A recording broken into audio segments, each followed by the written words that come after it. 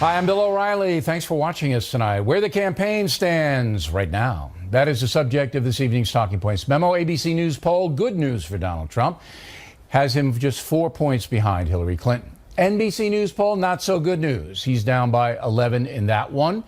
And CBS News poll, Trump down by 9. Talking Points believes the Fox News poll, which has Trump down by 7, is most likely the most accurate. But with 3 weeks remaining, the question is, can that gap be closed? There are a few things that Donald Trump must do. First, put aside the feuding. Gets him nowhere with voters, take on people like Paul Ryan.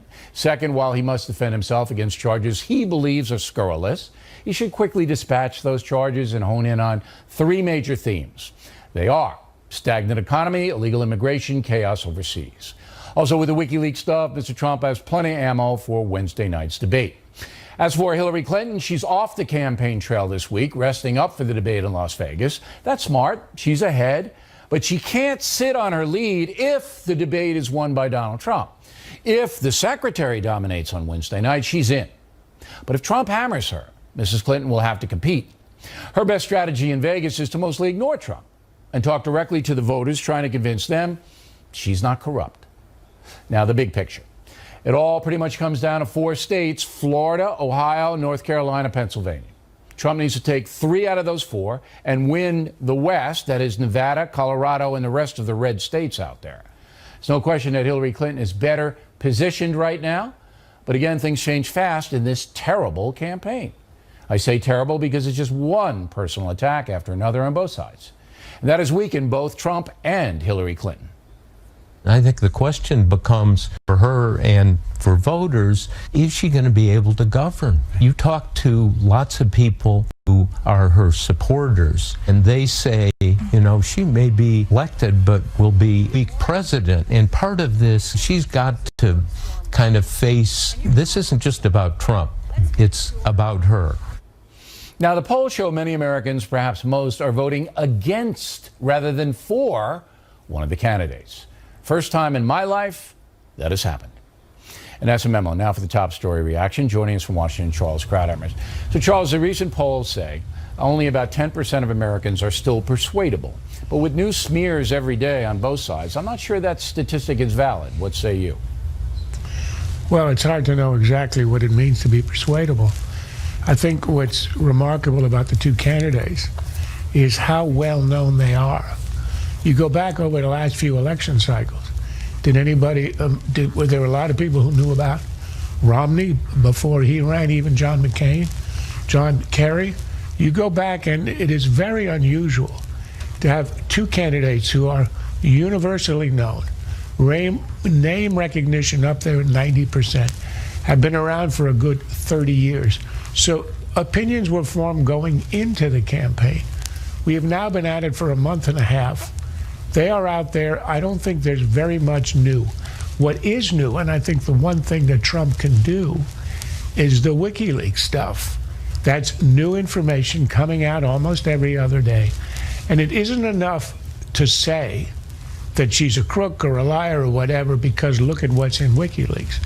You got to pick 3 items, and there are a lot. Just pick any at random. But wait a minute. And make that the point of your attack on Hillary Clinton. So if I'm Trump, then I'm going to go the open borders comment. I'm probably going to go Catholic Church and what that really is, the message.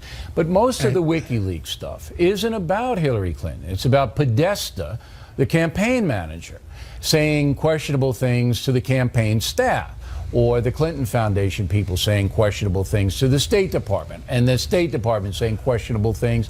So there's no video or audio of Hillary Clinton saying anything, and even the open border quote, it's hard to get that in context because we don't know the whole speech. So I don't know if that's going to really resonate as much as the Trump stuff has. Look, no, it's not going to. Of course, a tape will beat text every time. Sex will beat corruption anytime. Nonetheless, since we are not at the peak of that frenzy, we're going into the last debate.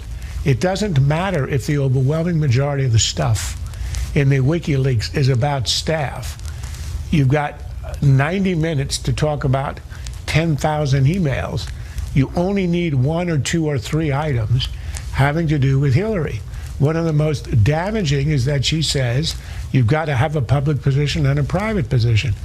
That goes to the essence of her weakness, that people think, probably correctly most of the time, that she doesn't believe in anything and that she is driven by ambition.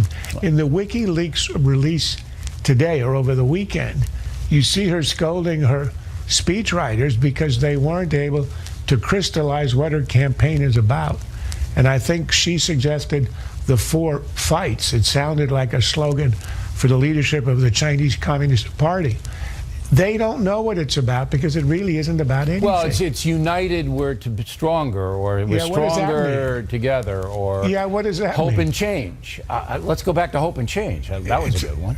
Now, Wallace, Chris Wallace, he's your pal. You guys hang around and have malts together and stuff.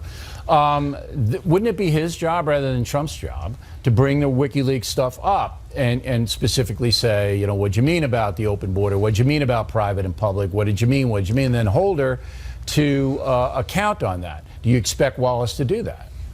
I think he will. I think he should.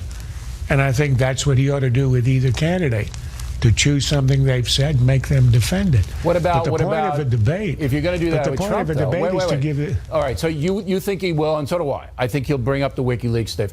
But with Trump, if he goes back to the Access Hollywood stuff, I don't think he's going to do that. I don't think Wallace is going to go back to the Access Hollywood stuff. Do you? If he does, you pivot right off it. That's the point. The problem with Trump for the last 3 weeks is that he's had all kinds of attacks, and he simply can't get off the personal offense that he feels he has to respond to. It's a matter of his own dignity. He won't get off it. You and I know, everyone knows, his advisors know, that he should be pivoting off and go after her weaknesses, which are many. But he seems incapable of doing that. Okay. And that's why he's behind in all the polls that you cited. Okay. Now, in your opinion, humble opinion, Not really. Can Trump win? I mean, if, say, he has a good debate on Wednesday, can he close it? I don't think that he can do it himself. He needs an act of God or an act of Putin. Act of God would be some kind of medical problem with his opponent. Act of Putin would be something in WikiLeaks that links her directly to some kind of quid pro quo, some evidence that in return for money from who knows where, something tangible was given. That happens to be our standard. I think it's much too low a standard. It should be access. But we seem to accept the granting of access in return for money. That's how our system works. That's not a fatal offense. But if there is something of a quid pro quo right in there involving her directly, we heard today about the FBI and State Department wanting to trade favors, but that's underlings way down there in the bureaucracy. Got to be her. It's got to be her. And if it is there, that could swing it to the point where Trump, with a good close, could pull it out. All right, but you know the press isn't going to report it very strongly, and that's why issue. That's why God invented Fox. But we've been fair in this campaign. We're not looking to take anything out of context. At least we're not. But if something comes up, it'll be reported here. That's for sure. Charles, thanks very much. Next on the rundown, we have some polling from important states, individual states. Carl Rove will help us with that. Then later, Waters with the bikers, talking politics. Also, Melania Trump defending her husband. Up ahead. Campaign 2016 segment tonight. As we said in the Talking Points memo, there are very few key states that will decide the presidential race. Here's some new polling. North Carolina, according to CNN poll, it's pretty much a tie. Hillary Clinton 48, Donald Trump 47. Same thing in Nevada. Clinton 46, Trump 44, within the margin of error. In Ohio, again, according to CNN poll, Trump leads by 4, 48-44. Joining us now from Austin, Texas, Carl Rove. So I just asked Charles Krauthammer if he sees Trump winning. He's, long shot, he would say. The betting people say 80% chance Hillary Clinton's going to win now. What do you think of those odds? Well, I think he's got a very steep uphill climb. You talked at the beginning how he could win this by taking Ohio and Florida and Pennsylvania and North Carolina. No, he needs 3 out of the 4. He's not going to. I don't think he's going to win Pennsylvania. Okay, so he's not going to win Pennsylvania. Assume he wins everything else. He's at 253. He's got 17 electoral votes to pick it up. You say he's got to pick those up in the West. That's Nevada with 6, right, Colorado with 9, and New Mexico with 5. And I don't know anybody who thinks he's got a chance in New Mexico. The last time he led in a poll in Colorado was on the 23rd of September, just before the first debate. There have been 13 polls out there. 3 have been he led, all of them prior to September 23rd. 1 was a tie, and 9 of them Hillary's led. And in the Real Clear Politics average, she's leading by 8. So that's an awful steep. It's a tough one in Colorado. Let's say he gets Colorado and Nevada. That still gets him only to 268. Even if he wins Maine too, he's at 269 and 1 short of the yeah, he's got to electoral pick college off victory. someplace like New Hampshire. And are you giving him Iowa in that calculation, by the way? No, but I wouldn't give him. I would not give him Colorado. So give him Iowa, and he's at 259. Okay, and then if he picks off New Hampshire, that wouldn't be enough. He'd still be short. Yeah, well, if he gets Nevada, it gets him to 265. If it gets to New Hampshire, it gets him to 269. If he wins the second district of Maine, it gets him to 270. So, but again, New Hampshire, way behind in New Hampshire. Right. Assuming he loses Colorado, all right, because as you say, it's trending against him. When you said September 23rd, I want to remind everybody that's the Access Hollywood day, all right? So that's no, that's October 7th is Access Hollywood. September 23rd is the last day of the polls before the first debate. Okay, thank you for correcting me. But things started to go south after Access Hollywood, I would say. I mean, even though the first debate, Hillary Clinton won the debate, it wasn't a kill shot. But then with her winning the debate and then the Access Hollywood, that's when you started to see these individual states go. Now, Trump is in Wisconsin tonight. We might give the folks a look. I don't know whether he's wrapping up or not, but we might give you a 90-second look at it. He thinks he's got a chance in Wisconsin. Is that realistic? Well, there have been a couple of polls that showed that Ron Johnson, the Republican senator, is within striking distance of Democrat Feingold, Russ Feingold, whom he beat 6 years ago. Maybe Trump is taking some potential from that. But again, he's going weird places that I'm not certain he's got a shot in, and this is one of them. Would you not send him to Wisconsin? No, look, I think he's got to pick up. He's got to play to the inside straight, so he's got to try and get a big state. Maybe that big state is Wisconsin. They've got better data than I've probably got access to. The public polling data doesn't point to Wisconsin. He was closer. He's been closer at times in Pennsylvania. If you've been close once, maybe you can get close again. Yeah, he's still campaigning. He pulled out of Virginia, and I don't think anybody expected him to win Virginia because he got hammered there in the Republican primary. But at this point now, is there anything that Trump can do in the debate on Wednesday and then for the next 2.5 weeks to persuade people, in Pennsylvania? Is there anything he can do? I mean, he's got to do. Well, he's got to make a big splash somehow. Look, he's got to run a real campaign. I thought there was a lot of wisdom in the exchange between you and Charles.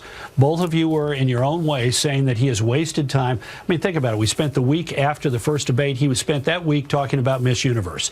He spent the week after the second debate both defending himself against all of these charges that arose as a result of the October 7th tape, plus picking a fight with the Republican Party and ending the week by talking about a sinister plot to deny him his election. He's got to get focused on the issues. And you're right. He's got to pick out 3, maybe 4, and stay on them. And he's got to be depicting himself as an agent of change and drawing on the things that happen in the real world to talk about each and every day. Let me give you an example. Last Wednesday, the governor of Minnesota, a Democrat, a very liberal Democrat, came out and said Obamacare is unsustainable and unaffordable. If I were the Trump campaign, I would have jumped on that and gone all out the next day, saying even the Democrat who believed in this program at the beginning realizes this is terrible. Look at all these people who are he's got to do that each and every day. He can't win with the tabloid stuff. He's got to get away from that, and he's got to say, "Here's what I'm going to do for you." Same thing with Hillary. He's got to stop looking defensive. He's got to stop looking defensive. Same thing with Hillary Clinton. Hillary Clinton's got to ignore Trump. It's like, look, I'm not a crook or whatever. Well, she's got to depict herself as a candidate of some change. She can't look like a exclusively I don't know if that's possible because she's really hitched her tail to the president. Mr. Rove, thank you. Directly ahead, one national poll has been Trump friendly. We'll take a look at that situation. Also, comparing past presidents like Bush the Elder to Trump and Clinton. Is that a fair thing to do? Factors coming right back. Impact segment tonight. As we reported, most of the polls have Hillary Clinton beating Donald Trump, in some cases handily, but not the Rasmussen. There, Trump has been mostly ahead over the months, although Mrs. Clinton is now drawn into a tie with the margin of error. We also are following Trump speaking in Green Bay, Wisconsin. We'll put up a split screen so you can see he's got a nice, pretty little girl there he's talking to. There he is. And if he gets back on policy, he's got a 5-point ethic plan that he's talking about. We'll take a little bit of that. But first, here is Amy Holmes in the studio, analyzes politics for Rasmussen. So your poll has been more friendly to Trump than the others. Why? It has been sometimes not. In fact, we've had Hillary ahead by a couple of points since August pretty consistently. But you could say every poll has different methodology. We look at 3 days in succession, 500 people new each night, and we have it broken down 50% male, 50% female. And that's nationwide. And that's nationwide. It's a national poll. And it's also a four-way race that we're always looking at. And that's the four-way race is the only way you have to do it. Right. But today you had Clinton up by 2, which is a statistical tie. It's a tie. It is, if you look within the margin of error. Right, but if you look at CBS and NBC, NBC's got Clinton up by 11, CBS 9. That's a big difference. It is a difference, and they also have a margin of error. But if you look at the trend lines, the polls tend to go in the same direction. So, for example, we had Hillary up, by a couple of points.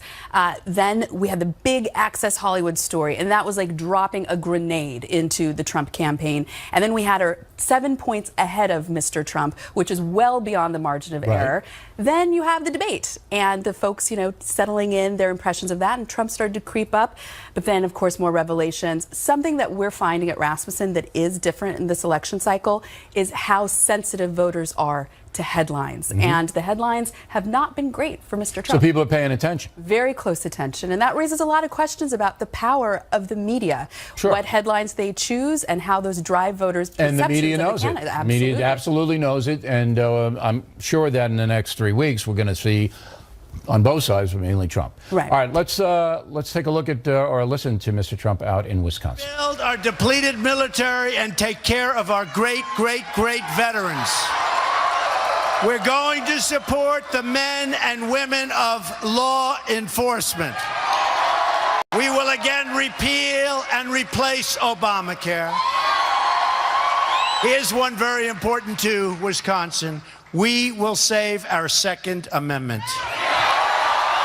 which is under siege. And we will appoint justices to the United States Supreme Court who will uphold and defend the Constitution of the United States. You have 22 days to make every dream for yourself and your family come true. On November 8th, arrogance of Washington, D.C. will come face to face with the righteous verdict of the American voter, which is you.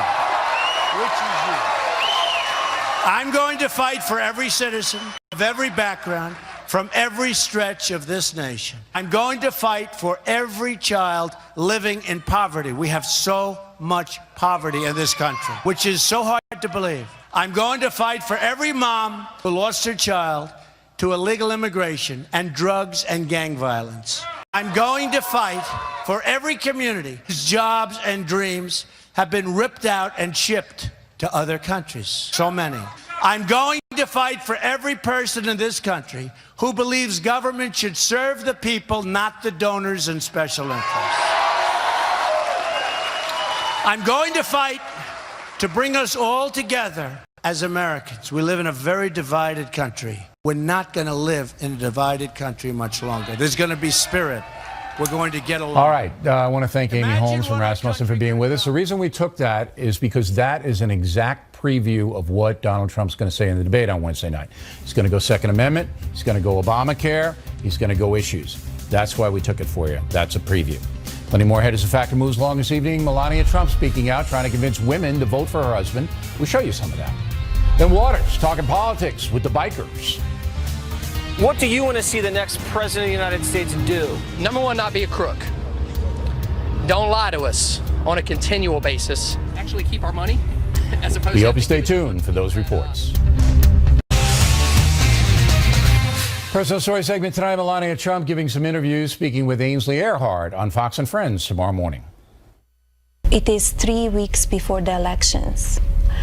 All these women coming out, and they are allegations that they are not true. Why now? Why 3 weeks before the election? What they're accusing my husband, that is not the person that I know. What is your message to these women? What would you like to say to them? That all the allegations should be handled in a court of law and without the evidence. To accuse somebody, is a man or a woman, it's damaging and it's unfair. Joining us now from Boston, Democrat Marianne Marsh, and in Las Vegas, Republican Monica Crowley. So all the polls say the same thing, that Hillary Clinton's winning with women by historic margins right now. Obviously, that's why Melania Trump was put out to talk about this. Do you think that Trump can persuade some women, Monica, who have drifted away from him? Well, Donald Trump is doing fine with Republican and conservative women, but you're right, Bill, that when it comes to the general electorate, he is running a historic gender gap of about 20 points. Any Republican was going to face a very difficult challenge, given that the Democrats have nominated the first woman, and the historic gender gap that's always advantaged Democrats. But I think in Donald Trump's case, he's faced a tougher challenge because he is an alpha male candidate who has said these indelicate things about women in the past. I think going forward, he needs to talk about all national issues as women's issues, meaning economic growth, job creation, building the wall, dealing with illegal immigration, Obamacare, which a lot of women care about, which is in almost total collapse right now, and the existential threat posed by Islamic fundamentalism. But you didn't answer the question. Can he win them back? Say he does all that. Say he takes your advice. Can he win them back? I think he has a fighting chance if he starts speaking directly to them about the issues that directly affect their livelihoods and the security of their families. Marianne, I asked Trump last week and Pence when they were on last week, hey, you're going to target women, and you're going to try, and they didn't have a plan to do that, and I was kind of surprised about that. It's too late for him to win them back. What he needs is a low turnout. He can't win them back. He's in a box. So historically, what you would do is run a really negative campaign that would turn women off from voting. But if women show up and vote, he loses. Well, if they stay home, he wins. If he does what Marianne suggests and goes into some of the emotional issues of economics and pocketbook and security, why couldn't he peel off some independent women to get him back? I mean, there's no great love for Hillary Clinton in the independent precincts, Marianne. He can't peel off enough. It's gone too far. How do you know? And they don't try. I look at the polling, you go in the regression analysis, and to go back to that tape 10 days ago, that's when the bottom fell out with women. He's regained Republicans back. He's still about 6 points short of having all the Republicans back, but he has lost women. He lost so what the he needs is a independent lower women. turnout. Yes, and he lost white college-educated women, largely in the suburbs, which for the past 60 years have always voted Republican in presidential elections, and they're not this year. All right, last Almost question. Impossible to I get need them 20 seconds, and I tight 20. Melania Trump going out, smart move, Monica? Very smart. I mean, she's her husband's greatest and most staunch character witness. We need to see more of her. And she's right to point out that this is a coordinated hit job. Okay, Marianne, smart to put Melania out there? It is, but elections are conducted in the court of public opinion, not the court of law, and the voters are going to decide whether they believe Donald Trump or his accusers but she gets and a lot how of much she weighs in attention. this. Melania Trump gets a lot of attention. But she hasn't been on the campaign trail, so she doesn't have standing with voters right now. Ladies, thank you as always. We appreciate it. We come right back comparing presidents like Reagan and Bush, the elder, to Clinton and Trump. Is that fair? Then Waters walking on the wild side in Florida with the bikers. You don't want to miss this one. Moments away.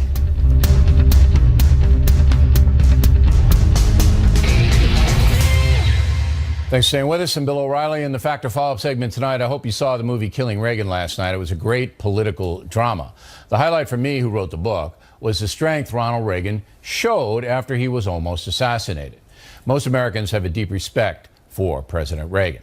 Joining us now from Nashville, John Meacham, author of the brand new book out tomorrow, Destiny and Power, about another American icon, the American ISC of George Herbert Walker Bush. So, Is it fair to compare men like Reagan and Bush the elder to Clinton and Trump? I don't see how we avoid comparisons. President Reagan himself, as you know, had an active historical imagination. In many ways, he modeled his conduct of the presidency on the man he voted for 4 times, Franklin Roosevelt. He understood that you had to connect with people. He understood you had to, the art of leadership, really from watching and living under President Roosevelt. President Bush was a devotee of President Eisenhower's and thought a lot about him and how he had led. So as presidents, I think they need predecessors to guide how they do it. And I think as voters, we need some kind of historical GPS to try to figure out what we're getting. Certainly, this election, no matter who you support, you have 2 charismatic individuals, Trump and Clinton. And you have, though, along with that, very dubious resumes. And there are no rules anymore. That's different. I don't know if people understood. Like Ronald Reagan, for example, if you read Killing Reagan, when Reagan was an actor, I mean, he hung around with Errol Flynn. I mean, he did things that, today would be everyday, all-day cable news, yet wasn't mentioned at all in the 1980 campaign. So there are no rules now, and I think that diminishes everyone who runs for higher office. It's the scrutiny is greater than ever, unquestionably. As you say, President Reagan, when he came into office in 1981, had to deal with what? The morning shows, an afternoon paper, a morning paper, the network news, and was just then beginning to have to deal with Nightline, which had come out of the Iranian hostage crisis. They were able to actually think in terms of a message of the day or a message they could of shape the week. It, but it was more than that, John. It was more. They were boundaries. Look, the journalists knew that Dwight Eisenhower had a personal indiscretion.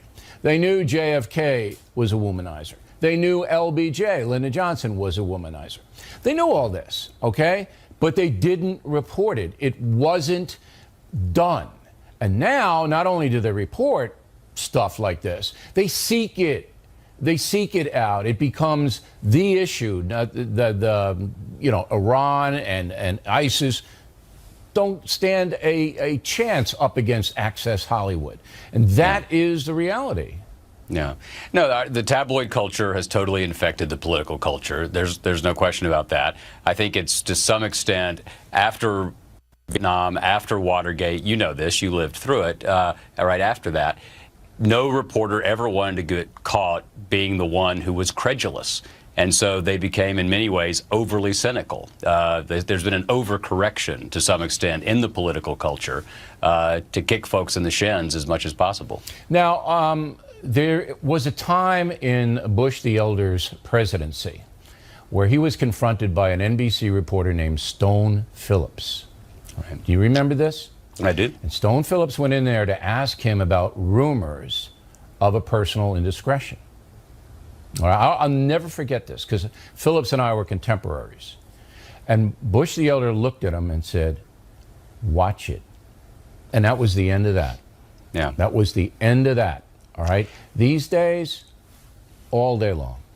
Yeah, he actually, it's your example is a good one. He actually said about that, I couldn't believe he would say something like that in the Oval Office. Yeah, he's referring to Stone Phillips. Yeah, and dealing, and it was that sense of decorum. Reagan had it, Bush 41 had it. And there's also a generational difference, right? I mean, the Reagan and Bush were, Reagan was born in 1911, Bush was born in 1924. Bush was the last president of the World War II generation. In many ways, I think the 20th century ended 8 years early with Bill Clinton defeating that ushered in the tabloid culture that we all enjoy so much. Hey, I want everybody to check out Meacham's book on Bush the Elder, well worth reading. Thanks for coming on, John. Thanks, Bill. Waters on deck. He's hanging with the bikers. Can't wait to see his outfit. Waters is next.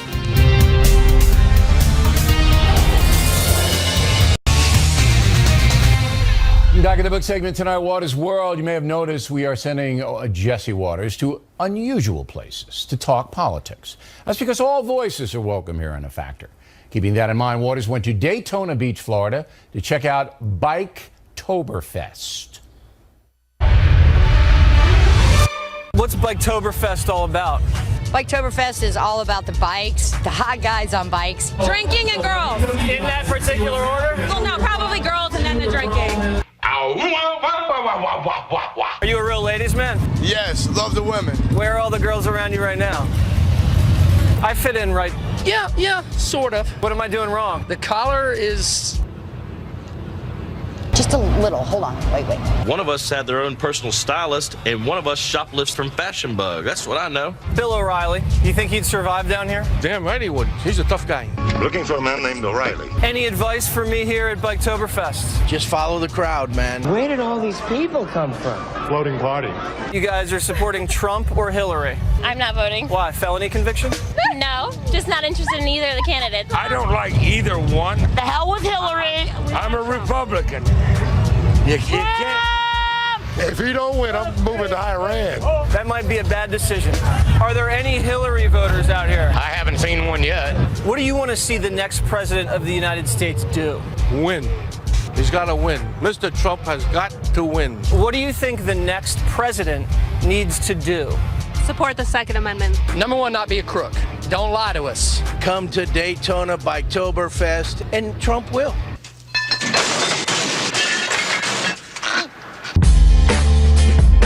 In terms of this country right now, what is your top priority? We got to secure the borders. That's the bottom line. What do you think the next president should do about the southern border? I have no clue. Maybe close it down, open it up. I don't know.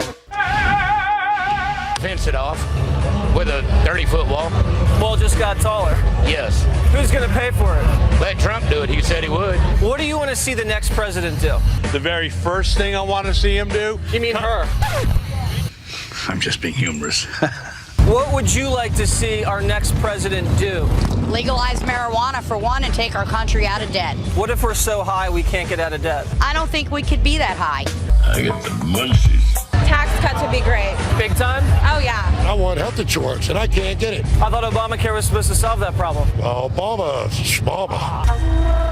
What do you think we should do about all this crime in the inner city? Start having a better police force and policing it better. What do you think the next president of the United States should do? Oh, my God, man. Honestly, I make something better. I don't know. What do you think the top priority for the next president should be? Let's make Congress do its job. What would you like to see the next president do about ISIS? Blow them up.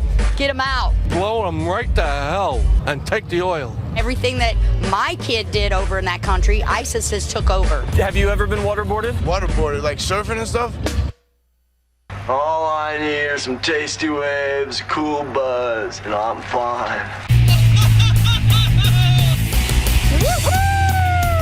Try on your jacket. Sure. There you go. Is this a slim fit? Always remember one thing. Yes. I'm Waters. And this is your world. Yeah, you finished it for me.